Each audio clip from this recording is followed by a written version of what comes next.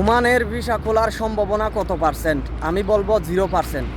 বাংলাদেশের এবং ওমানের শ্রম মন্ত্রণালয়, বাংলাদেশের মন্ত্রী মিনিস্টার যার সাথেই সাক্ষাৎ হোক না কেন, ওমানের ভিসা খোলার সম্ভাবনা একদমই কম।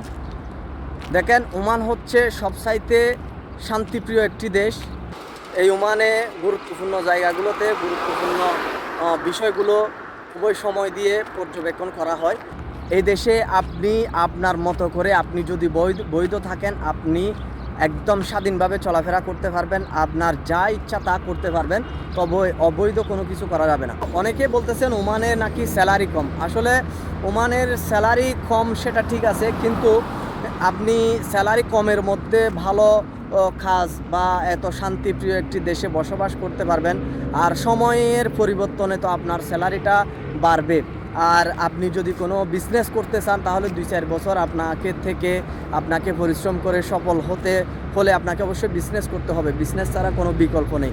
অনেকেই শুধু স্যালারি কম এটা বলতেছে, আসলে এটা কাজের উপর ডিপেন্ড করে। তো ভিসা খুললে যারা ওমানে আসার চিন্তাভাবনা করেছেন, আমি তাদেরকে সাজেস্ট করব আপনারা অন্য কোনো দেশে যাওয়ার জন্য চিন্তাভাবনা করেন, কারণ ওমানের ভিসা কিন্তু এত সহজ না ওমানের ভিসা খোলা।